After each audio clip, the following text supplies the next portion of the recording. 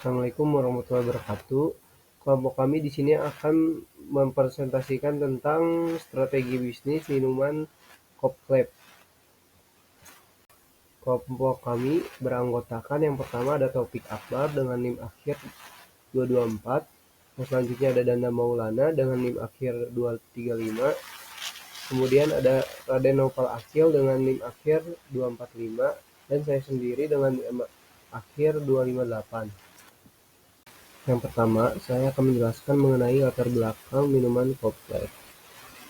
Bisnis minuman kopi, khususnya di pasar F&B Indonesia ini, sedang meningkat. Banyaknya itu di kalangan mahasiswa. Sehingga kami terpikirkan yaitu sebuah ide bisnis dengan menggabungkan kopi dan kelapa. Karena minuman kopi ini kan mengandung kafein yang tinggi, sedangkan minuman kelapa ini mempunyai banyak khasiat dan juga menyegarkan. Oke, selanjutnya ada ide usaha. Mengapa kami memilih ide bisnis yang menggabungkan kelapa dengan kopi? Karena kami ingin memenuhi banyak kebutuhan konsumen, sekaligus kecintaan terhadap kopi, dan kebutuhan akan opsi minuman yang lebih sehat. Kopklep bukan sekedar minuman, tapi lifestyle mahasiswa yang ingin tetap produktif sekaligus menikmati rasa unik kopi bercampur kelapa. Kopklep hadir di lingkungan kampus FEB sebagai teman setia mahasiswa untuk ngopi sambil diskusi, nugas, maupun santai bareng teman. Dengan konsep kopi kelapa kekinian, Kopklep memberikan energi segar buat anak FEB yang aktif, kreatif, dan selalu butuh inspirasi baru. Selanjutnya ada motivasi usaha. Motivasinya adalah personalisasi pelayanan, peningkatan kecepatan operasional, memanfaatkan konten marketing, memperhatikan posisi bisnis di platform digital. Selanjutnya ada inovasi usaha. Penerapan inovasi diperlukan karena menjadi kunci utama bagi organisasi, perusahaan maupun individu untuk bertahan dan berkembang di tengah perubahan zaman yang cepat. Usaha Kopklep yang akan kita buat pastinya akan memenuhi 5 aspek inovasi. Inovasi yang ada bisnis kita yaitu: pertama, dalam aspek penghematan.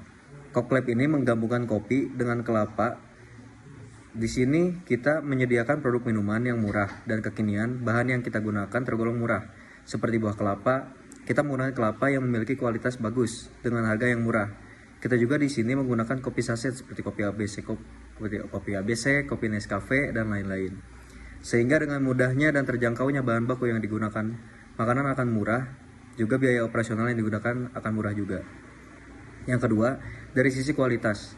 Pastinya kita akan mengutamakan kualitas terbaik untuk produk Kopklep kita. Mulai dari mencari kelapa yang berkualitas tinggi, yaitu tidak terlalu tua dan tidak terlalu muda. Kemudian mencari kopi dari produk mana saja yang cocok untuk paduan kelapa dan kopinya. Yang ketiga, dalam aksesibilitas produk. Produk Kopklep ini nantinya akan mudah dijangkau karena rencananya kita akan menjual dengan menggunakan media sosial terlebih dahulu, yaitu melalui platform WhatsApp, Instagram, dan TikTok. Selain menggunakan media sosial, nantinya juga produk kita akan dijual melalui platform seperti Gojek, Grab, Shopee Food, Maxim, dan lain-lain. Yang keempat, dari segi kecerdasan dan digitalisasi. Produk Kopklep ini akan memanfaatkan teknologi media sosial untuk melakukan promosinya dan melakukan penjualannya, sehingga kita akan sangat membutuhkan kecerdasan dan digitalisasi ini untuk menjual dan mempromosikannya. Terima kasih. Untuk proses berpikir adalah suatu kegiatan mental atau kognitif yang terjadi ketika seseorang menggunakan akalnya untuk memahami, menilai, menganalisis, dan memecahkan suatu masalah. Proses ini melibatkan berbagai aktivitas seperti mengingat, membandingkan, menghubungkan, menafsirkan dari dan menarik kesimpulan berdasarkan informasi yang dimiliki. Secara sederhana, proses berpikir adalah cara kerja pikiran manusia dalam mengolah informasi untuk menghasilkan pengetahuan, keputusan, dan tindakan tertentu. Berikut unsur-unsur penting dalam proses berpikir. Untuk nomor satu, informasi atau pengalaman yang diterima melalui panca indera. Lalu untuk yang kedua, pengolahan atau processing. Otak memproses informasi melalui penalaran, analisis, dan evaluasi. Lalu untuk yang ketiga, keluaran atau output hasil dari proses berpikir berupa ide, keputusan, kesimpulan, atau tindakan.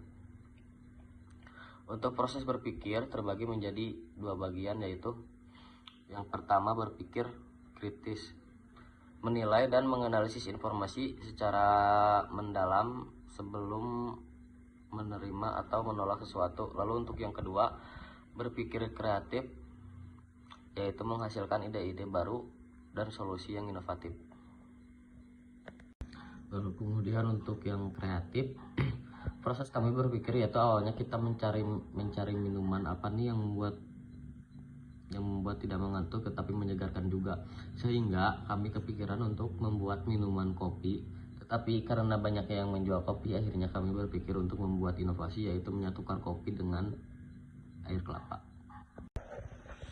Proses berpikir kritis, kami mengevaluasi ide Kopklep, yaitu kopi dengan diseduh dengan air kelapa dingin berdasarkan yaitu satu, minat pasar terhadap minuman segar dan unik. Lalu untuk yang kedua, biaya produksi yang efisien. Lalu untuk yang ketiga, ketersediaan bahan seperti kopi dan air kelapa alami.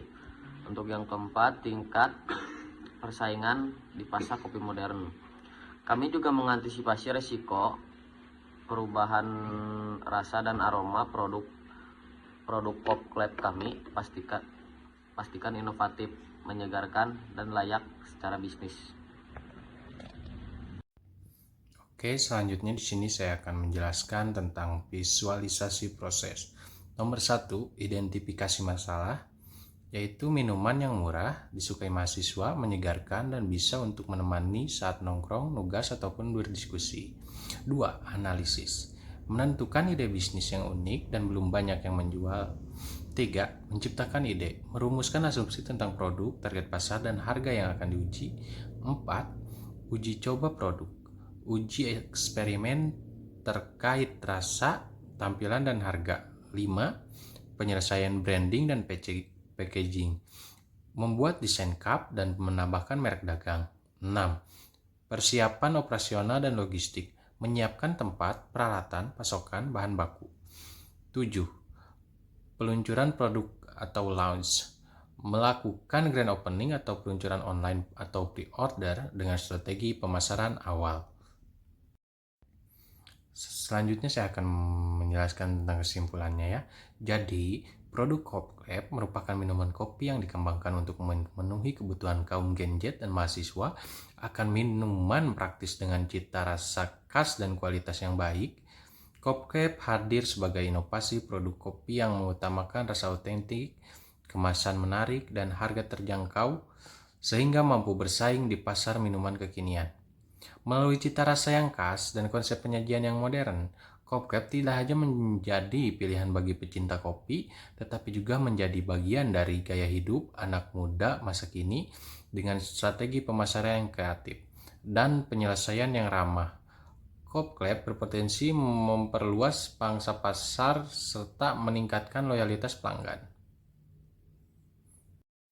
Mungkin sekian dari kelompok kami. Mohon maaf bila ada salah kata. Wassalamualaikum warahmatullahi wabarakatuh.